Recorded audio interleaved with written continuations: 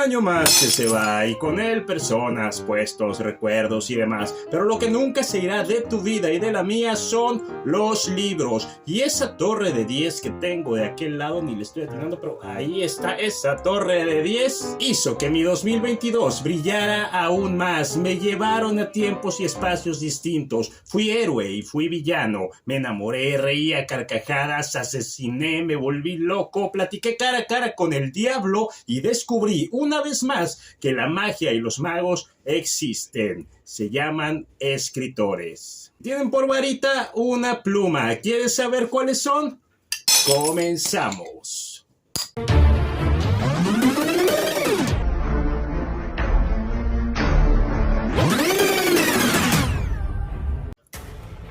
Bienvenido a tu dosis de literatura y sarcasmo más hypeante del año. Bienvenido a la épica y colosal batalla de letras. Bienvenido a la arena donde los titanes de la pluma dejan el alma en forma de páginas para hacerse con el puesto número 1. Algo me dice que va para largo. Así que acomódate, tráete un traguito, toma nota porque empezamos ya. Número 10. Pobre gente, de Dostoyevsky.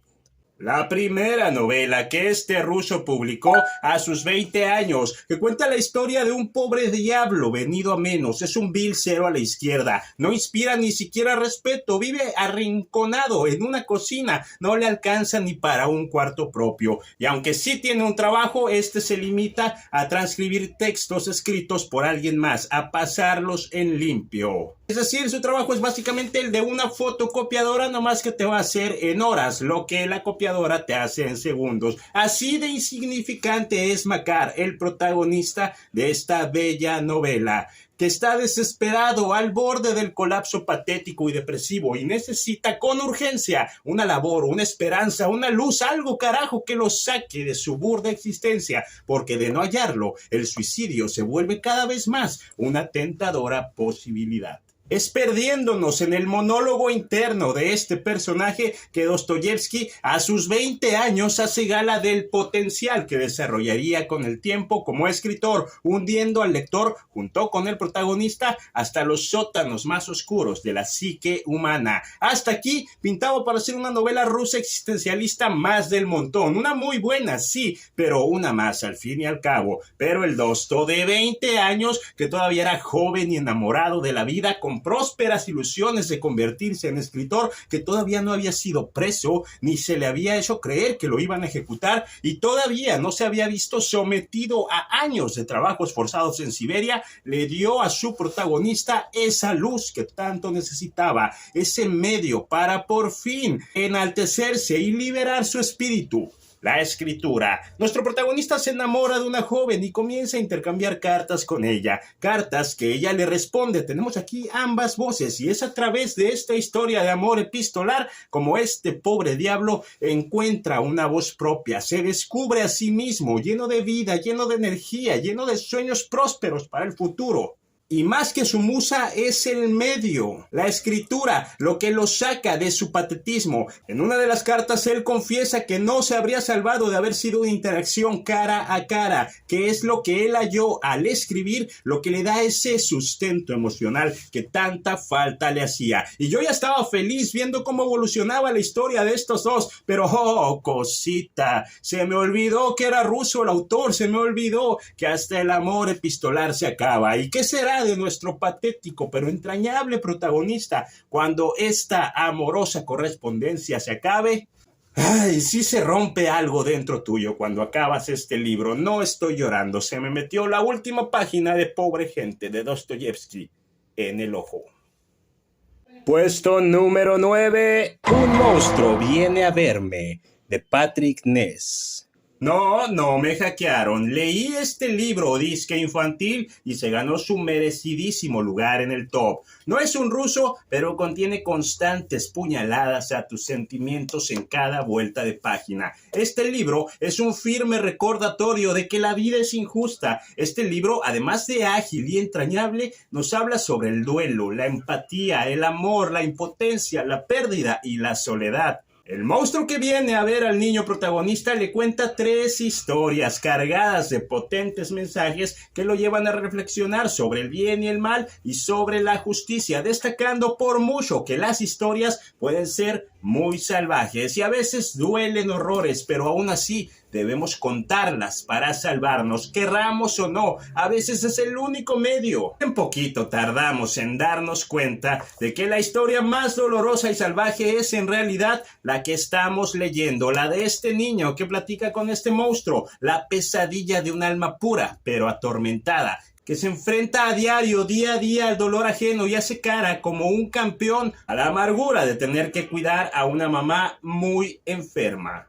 Es inevitable que este niño protagonista no guarde emociones muy oscuras dentro de sí por todo lo que vive, pero las tiene sepultadas en el fondo de su alma. Se aguanta todo lo que las circunstancias le hacen sentir y mantener estas emociones en secreto lo está matando, lo destruye noche a noche y las pesadillas lo destruyen noche a noche y las pesadillas le están vaciando las fuerzas y pronto lo privarán de su cordura y quizá hasta de su vida. Su madre no es la única que está por irse de este mundo y es el monstruo con sus historias quien se encarga de quitarle esta venda de los ojos al niño, que para que se salve a sí mismo contando la 4ª historia, la propia. Los últimos capítulos de Un monstruo viene a verme te desgarran el corazón, te arrancan lágrimas de esas que te hacen soltar el libro, no nomás te van a brillar los ojitos como en Pobre Gente, y a la vez, pese a la chilladera, son capítulos que te infunden coraje y determinación para enfrentar lo que sea que venga. Trae una de esas lecciones de vida que te hacen crecer como persona. Léanlo y recomiéndanlo, porque yo llegué a él por recomendación. Jamás en la vida se me habría ocurrido leer este libro y verga, no lo supero aún. Puesto número 8, El cuarto mono, de J.D. Parker. ¿A poco creían que no iba a haber thrillers en este top? Claro que sí, como chingados no. He ante ustedes uno de los thrillers mejor logrados de los últimos años. El asesino de esta historia, que se hace llamar a sí mismo el cuarto mono, bien podría ser un antihéroe, porque aquellas familias cuyas fortunas provengan de medios corruptos, macabros o ilícitos serán sus víctimas. ¿De verdad es el villano el cuarto mono? Si hasta les da 3 oportunidades a los corruptos. Primero, manda a la familia seleccionada una cajita con la oreja de su víctima para que confiesen y respondan por su delito. Si estos no se entregan, recibirán del mismo modo los ojos de su ser querido en otra cajita, y si tras esto continúan ocultos de la justicia, recibirán por último la lengua de su familiar. Y si después de estas 3 chances que el benévolo cuarto mono les concede no se entregan, pues entonces sí, ya se procede con el homicidio de la víctima. Ni cómo ayudarte, mi ciela. ¿Vas a cargar la muerte de tu pariente a la lista de cosas que ya hiciste?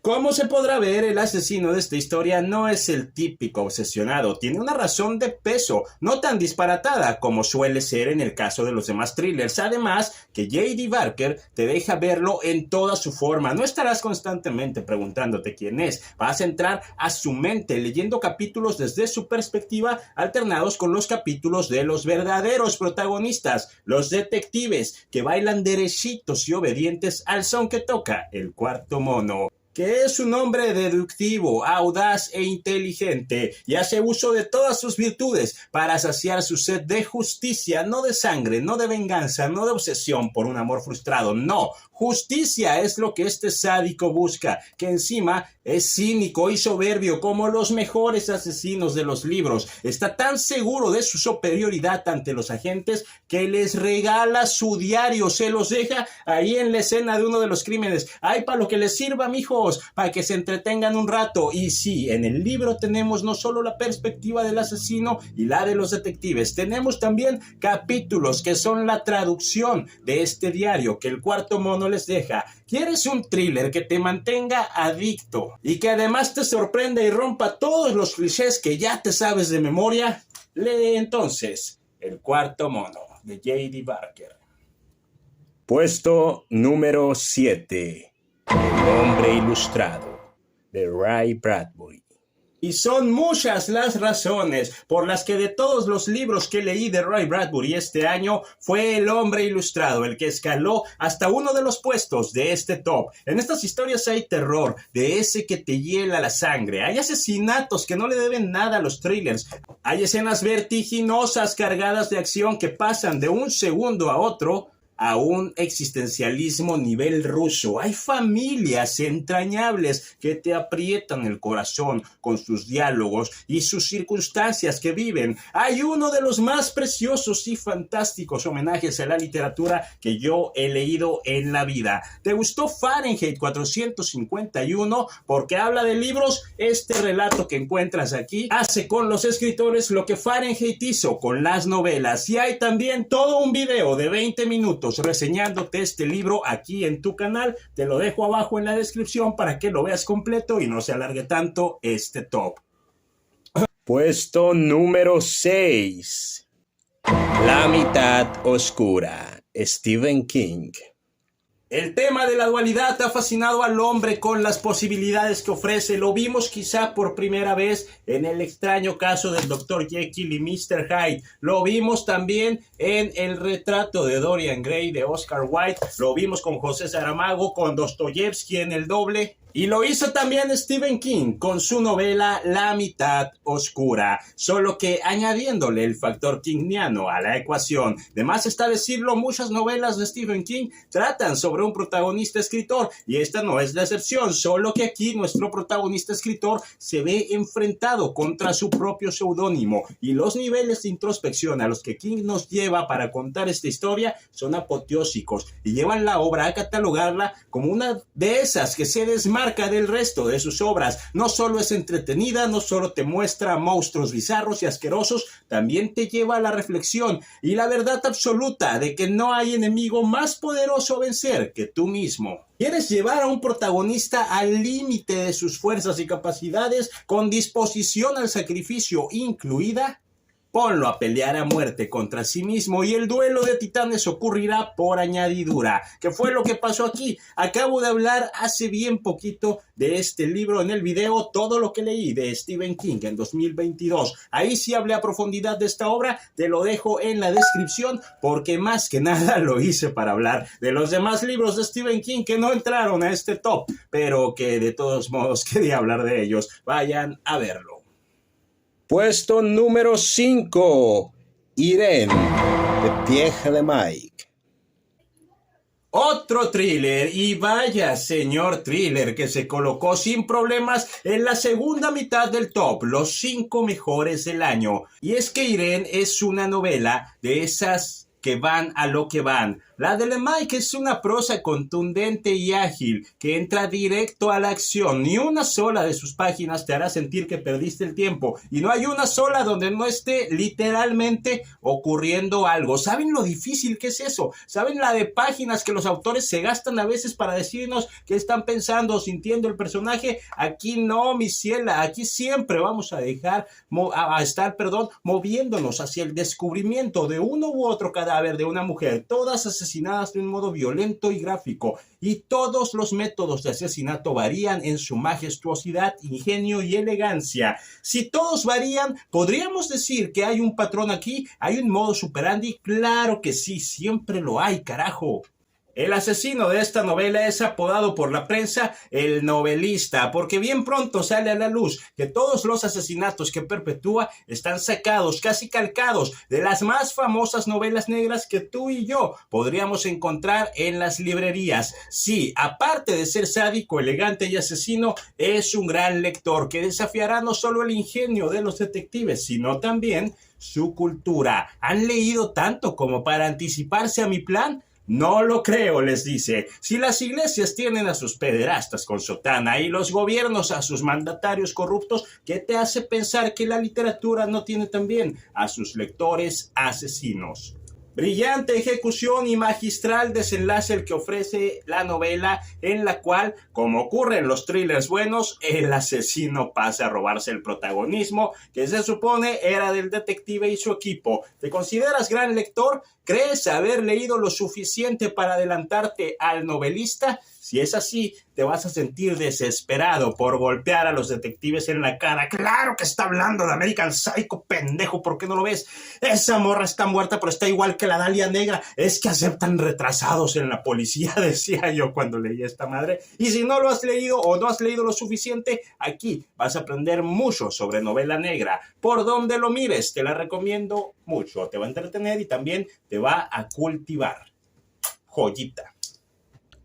Puesto número 4, Harry Potter y la Orden del Fénix, J.K. Rowling. El mundo mágico sigue siendo mágico, pero la magia oscura está cada vez más presente y palpable en esta saga. Ya no se trata de lo que los magos tenebrosos hicieron en el pasado, sino del caos y el horror que están sembrando en el presente, fusilando con sus actos las esperanzas de juventud y la paz de nuestros protagonistas, que han dejado oficialmente de ser niños, y por muy blancos que hayan sido al principio, las sombras no dejan de asomarse en sus mentes, haciéndolos comportarse de modos no muy honorables, pese a que son buenas personas, pero es lo que pasa con la vida adulta. Desde egos y rivalidades hasta traiciones y amistades quebrantadas es lo que vemos despertar aquí. Incluso el director Dumbledore está actuando de un modo muy extraño para con Harry, cosa que hace que nuestro mago protagonista se enfurezca a niveles a los que no lo creíamos capaz de llegar. No en vano es hasta ahora el volumen más extenso de la saga, pues aquí vemos la aparición de personajes nuevos a la par que ahondamos en el pasado de los que ya conocíamos, lo que se siente como una revelación impactante tras otra, pues de repente no entendemos bien por qué Snape parecía odiar con todas sus fuerzas al pequeño Harry, o por qué Sirius Black y los papás de Ron le ocultaban secretos a este chico Harry, o por qué los Malfoy son tan Malfoy. Pues aquí se te revelarán muchas cosas que te harán ver con otros ojos a las 4 novelas pasadas, reseñadas las primeras 4 novelas en este video que te dejo acá abajo en la descripción. Y las revelaciones siguen surgiendo cuando entran en escena los personajes nuevos, muchos de ellos villanos que se hacen odiar casi desde el principio, y quienes ya leyeron o ya vieron las películas saben de la profunda pérdida que experimenta Harry aquí. Saben que en el enfrentamiento final de este libro ocurre una baja fuertísima que nos dejará con un sabor de boca muy amargo,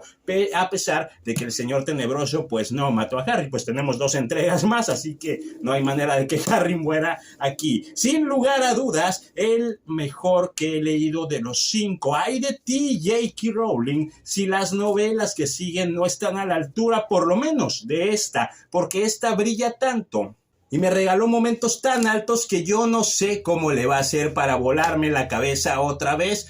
En niveles de magnificencia, de la Orden del Fénix para arriba, lo que quieras, JK, pero donde le bajes al ritmo, donde le bajes a las revelaciones, ahí sí nos vamos a enojar tú y yo, señora, porque si hay algo que esta saga ha hecho es ir mejorando magistralmente con cada novela que le leo, y aquí la vara ya quedó altísima con las 2 novelas que nos faltan. No sé si se los hypeé o nomás me desahogué con lo que espero para el desenlace de esta saga, pero ahí quedó el puesto número 4. Y ahora sí, vamos a la creme de la creme, a las gemas de tinta y papel de este top. Los 3 mejores, 3, no 4, 3 mejores, así 3, que leí en 2022. Puesto número 3, El Salvaje, de Guillermo Arriaga.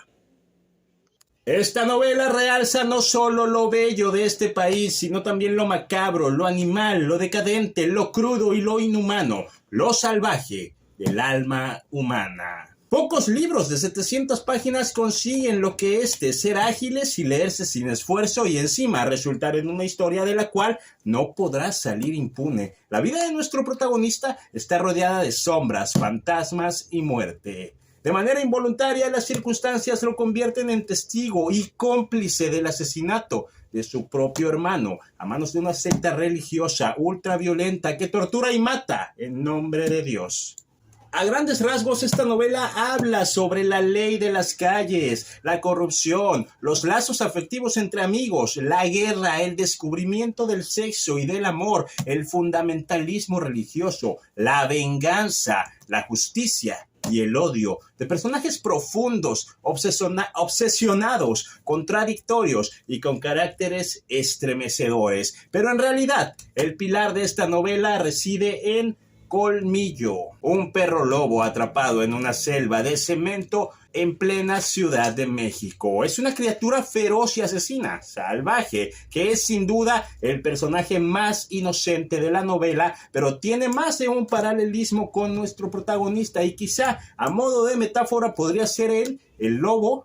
El verdadero protagonista de esta historia es a través de esta criatura letal y mortífera donde Arriaga pone el dedo para cuestionarnos sobre nuestra fuerza más animal, para recordarnos que existe una íntima relación entre nosotros, los hombres, y el lado salvaje de la vida. Ese es el bellísimo mensaje que esta novela me deja. Si aceptamos y abrazamos nuestro lado más salvaje hasta domarlo, seremos poseedores de un poder y un carácter que nos darán ponencia y respeto ante nuestros amigos y enemigos, y como el protagonista de esta historia, nos volveremos inconquistables. Entre sus 700 páginas encontraremos un montón de tesoros escondidos, pasajes de mitología, hechos históricos, teorías, poesía, etimología y más literatura. Cada uno de estos apartados es coherente con el momento de la trama en el que se nos presenta, otorgando así una sensación de autenticidad ante lo leído y ampliando el bagaje cultural del lector mientras lo entretienes con una fascinante historia. A diferencia de Salvar el Fuego, en esta novela se siente la pasión que solo una autobiografía disfrazada de ficción puede tener. Nuestro protagonista comparten nombre con el autor, nacieron en la misma colonia, ambos crecieron siendo chicos de barrio, ambos han sido cazadores y todo esto se refleja en una altísima sensibilidad al abordar cada capítulo de la novela, apoteósica, potente y estremecedora. Te la recomiendo mucho. Puesto número 2, El hombre que ríe, de Víctor Hugo. Magnífica novela que está al nivel de obras como Los Miserables e incluso supera a otras como Nuestra Señora de París. De nuevo, Víctor Hugo nos presenta un inmenso cajón desastre con una historia cebolla que tiene varias capas que vas descubriendo entre los capítulos y no hay emoción humana que no sientas en cada una de estas capas. No escatima en personajes entrañables con desgracias y fortalezas en común que los unen y complementan consolidando los lazos más estremecedores que la literatura puede ofrecer. Tampoco escatima en personajes antagonistas que supuran odio, envidia y desprecio por sus semejantes, revolviendo así las entrañas del lector, poniendo en conjunto sus personajes, tanto los buenos como los malos, queda manifiesto algo que vengo diciendo desde hace mucho.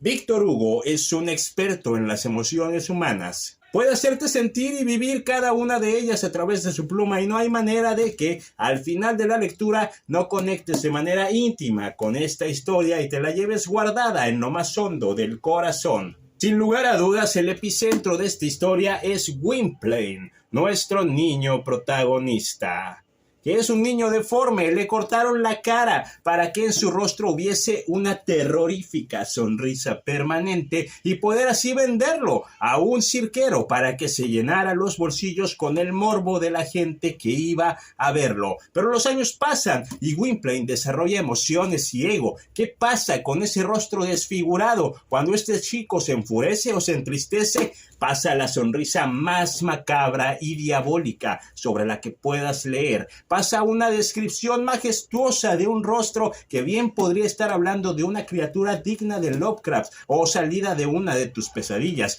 pero no. Es un chico de poco más de 20 años al que Víctor Hugo describió con una maestría de genios. hace ver cada una de sus facciones, y al igual que los que pagan un boleto para ir a ver a este chico, te sientes culpable a la par que lees con especial interés las partes donde el autor está describiendo su sonrisa. Y esto es un precedente tan bizarro y enfermizo que los creadores de DC Comics se inspiraron en la película basada en este libro de 1929 para crear a un villano que estuviera a la altura de Batman. El Joker vio la luz por primera vez en las viñetas de los cómics en 1940, y esto significa que si no hay hombre que ríe, tampoco hay Joker. ¿Y qué sería del murciélago enmascarado sin su eterno némesis? Así de grande es la influencia de esta obra, que sembró un ícono en la cultura popular, y aunque no es ni por asomo tan reconocida como Los Miserables y Nuestra Señora de París, sigue siendo tan vigente como aquellas dos. Y seguirá, porque este señor Víctor Hugo, con las 3 obras que le he leído, que son las 3 que he mencionado en este puesto, ha dejado claro que si algo hace bien es crear historias que sean inmunes a las décadas y hasta a los siglos. Era siglo XIX cuando se publicó esto, y siguen escarbando en la psique de los lectores, siguen haciendo mella. Estas son las verdaderas novelas eternas. La novela no escasea en muchas cosas, pero prevalecen 2. Una, los pasajes crudos y viscerales que inyectan tristeza y terror, por lo que a veces es una novela muy difícil de leer en el buen sentido de la expresión. Transmite todas las emociones humanas: dolor, tristeza, frío, soledad, duelo, pérdida, y a ratos sí hieren el corazón las cosas que sienten o piensan nuestros personajes. Además, como si de un vertiginoso thriller se tratara, hay un punto de la historia donde viene uno de los giros de trama que más me han sorprendido en la vida, que más me han volado la cabeza. No busquen reseñas ni sinopsis, confíen en la palabra de nuestro señor Víctor Hugo y léanla a ciegas. Yo no sabía nada del giro de trama, y cuando llegué a la revelación, al origen de esta cicatriz que Gwynplaine tiene plantada en la cara, fue cuando reventé y quise gritar de emoción, porque había dado con otra joya que, si no está al nivel del Conde de Montecristo, se le acerca mucho. Y es precisamente este plot lo que me hace omitir detalles de la sinopsis en esta reseña top. Les recomiendo mucho entrar a ciegas para que la disfruten en su plenitud. Cada página es una delicia, una majestuosa novela capaz de hacerte sentir y vivir cada una de sus páginas. Y no hay manera de que al final de la lectura no conectes de manera íntima con esta historia y te la lleves guardada en lo más hondo del corazón. Puesto número 1. Sigan mirando. Puesto número 1, la estatuilla al mejor libro del año. Ahí donde ni Stephen King, ni Ray Bradbury, ni John Grisham han logrado estar nunca. Número 1, Los Hermanos Karamazov, de Dostoyevsky. Hay mucho que decir de esta novela. Aborda temas que obsesionaban a Dostoyevsky, genio incomprendido que era, los puso todos en una misma historia. Por eso muchos que no gustan de su literatura la juzgan de pesada o densa, y por eso muchos que sí gustamos de su literatura la consideramos su obra cumbre, su Gioconda, su Torre Eiffel, su obra maestra. Y no me importa cuánto dure en total este video, te voy a decir primero de qué tratan Los Hermanos Karamazov. Es primordial para que se entienda por qué está en el número 1. Aquí primero se cuenta la historia de Fyodor Pavlovich Karamazov, un terrateniente maquiavélicamente astuto, muy adinerado y ambicioso el señor, y a la vez es un hijo de la chingada. Este güey se casó con una morrita que se llamaba Adelaida Ivanovna. ¿Se enamoró de ella? ¿La amaba con todo su ruso corazón? No. Se casó por mero interés debido a que Adelaida era heredera de una inmensa fortuna y de muchas tierras. Ya casados, don Fyodor Culero Karamazov le quitó toda su fortuna y encima intentó adueñarse de todas las propiedades que Adelaida tenía. De este matrimonio fallido nació un niño al que llamaron Dmitri Karamazov, alias Mitya. Como el matrimonio entre don Fyodor y Adelaida era todo menos estable y feliz, Mitya creció lejos de sus dos padres y fue criado por varios parientes, incluido, y anoten esto porque es bien importante para la trama, un sirviente llamado Smerdyakov. Tal que Mitya se crió en nada menos que 4 hogares distintos, de casa en casa, por lo que creció sin afecto ni amor. Finalmente Adelaida se suicida, no tiene más opción que quedarse con el culero de Fyodor Pavlovich o regresarse a vivir con una madre muy controladora. Así que mejor va y se mata para ya no estar aguantando chingaderas. ¿Y qué hizo nuestro galante caballero Fyodor Karamazov al enterarse del suicidio? Fue y se casó con otra, así nomás. Esta segunda esposa se llamaba Sofía Ivanovna. A diferencia de su primera esposa, esta no era rica, pero a don Karamazov esto ya le valía madre, ya le había quitado un chingo de lana a la difunta Adelaida. En este caso, el interés de Fyodor era en casarse con Sofía, estaba en su juventud y en su belleza, se vio realmente seducido por los atributos físicos y nada más que físicos de esta señorita, y dijo, ¡Otsugeya!, que en ruso significa ¡de aquí soy! Y de este segundo matrimonio nacieron 2 hijos más, Iván Fyodorovich Karamazov y Alexei Fyodorovich Karamazov, este último alias Alyosha. Entonces aquí están ya nuestros 3 protagonistas, Mitya, Iván y Alyosha, los hermanos Karamazov. Ellos serán los encargados de dar sentido a la trama de esta historia. Te acabo de ahorrar como 100 páginas, de nada. Son 3 hijos que confrontan a un padre pecador y llevan su relación con él hasta las últimas consecuencias de la violencia psicológica y física. La cosa termina, y no es ningún spoiler porque viene desde la sinopsis, en un parricidio que funge como excusa para sumergirnos en abismos, en torbellinos de la mente a los que ni siquiera sabíamos que teníamos acceso. Los hermanos y el padre son el núcleo del cual se ramifican líneas argumentales a través de las particularidades de cada uno de los hermanos. La vida de cada hermano podría ser una novela por sí misma. Son personajes muy profundos y muy complejos, con problemas, angustiados y existencialmente abatidos, si no es que destrozados ya. Su melancolía brilla tanto que el ritmo y el suspenso de la trama carecen de importancia para el lector. Tú quieres saber más qué están pensando y cómo están juzgando el entorno que lo que va a ocurrir en las páginas siguientes. Lo que Víctor Hugo hizo con el corazón y las emociones, aquí Dostoyevsky lo hizo con el cerebro y los pensamientos.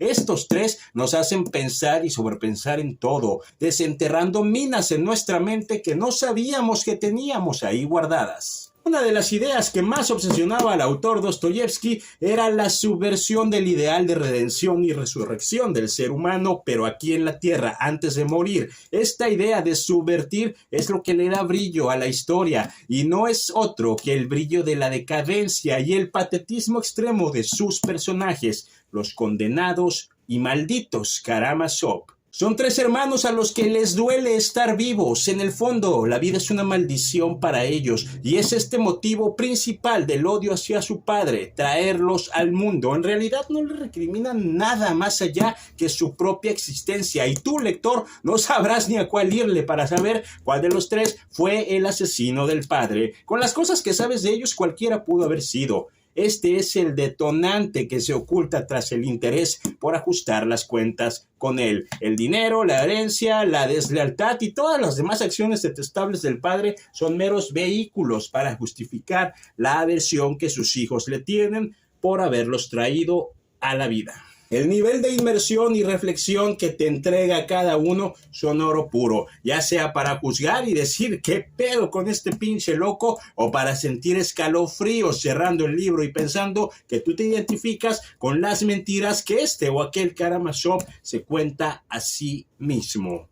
La novela también tiene tintes maniqueístas, pues mucho se habla en ella de Dios, y aquí era donde me estaba yo aburriendo y decepcionando, hasta que el Dosto metió a la contraparte, el diablo, y me explotó la cabeza, contraponiendo los pasajes disque aburridos con aquellos donde a través del dolor el mal aprovecha para introducirse y hacer su voluntad en la figura del diablo, que se asoma en forma de metáforas y alusiones entre diálogos y desvaríos de los protagonistas, entregando siendo una especie de sinfonía voluntaria e imperceptible que alcanza su máxima cuando el mismo diablo decide aparecerse frente a uno de los hermanos Karamazov, en el que a mi gusto es y por mucho el capítulo más extraordinario del libro y quizás sea también mi capítulo favorito de todo lo que le he leído a Dostoyevsky. Iván Karamazov tertuleando y debatiendo con el diablo en voz alta, hazme el chingado favor. No había límites en la imaginación de Dostoyevsky para dibujar los trastornos de sus personajes. Solo por ese capítulo vale la pena leer el libro completo y le perdono todas las páginas lentas donde pretende adoctrinarnos, que sí las tiene, esa es la única advertencia. Tiene también sus tintes de novela criminal que envuelven al lector ya en las últimas 300 páginas en un ritmo ágil, tenso y lleno de giros imposibles de anticipar, emulando incluso autores como Conan Doyle y Agatha Christie. Hazme el chingado favor, el Dosto metiéndose estos ritmos y estos estilos, lo amé.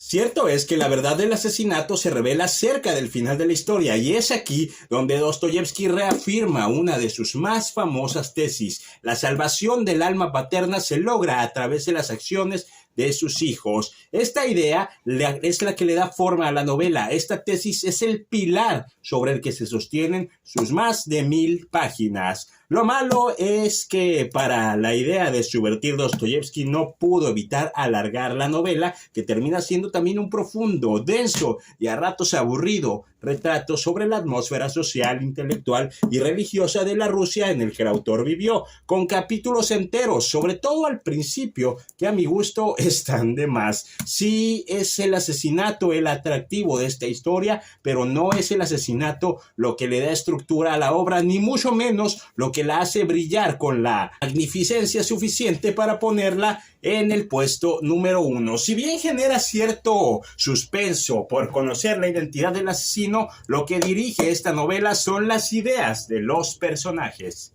Y ese es otro punto brillante de esta novela. Todos sus personajes están al límite, presionados por la vida y dialogan derrochando pasión. El lector los ve discutir y echar fuera todo lo que los está destruyendo y les causa dolor. El crimen en sí no es lo importante, sino las causas y consecuencias que este provoca en los hermanos. La revelación de lo que hay en su interior, su lucha moral y personal a lo largo de más de 1000 páginas es lo que destaco y aplaudo de esta novela, y es tan grande y sublime que se lleva sin dudar el puesto número 1. Ay, ¿por qué? ¿Por qué siento que acabo de hacer cardio siempre que termino de grabar un top 10? Te dejo en la descripción mis otros top 10 de años pasados para que te armes junto con tu eterna lista de libros pendientes que seguramente nunca vas a leer. No te creas, si lo sacamos poquito a poco. Platícame en los comentarios cuál te anotaste y búscame en las redes donde solo hablo de libros. Este primer fin de semana del año te subo mis propósitos lectores para el 2023, así como los 60 libros que quiero leer este año. Mientras tanto, se despide de ti Marco Reyes, tu dealer de literatura y sarcasmo. Pero no sin antes desearte un próspero y excepcional 2023. Que todos tus propósitos se cumplan, que leas mucho y que te sigas pasando por aquí para seguir gritando juntos: larga vida a los libros. Bye bye.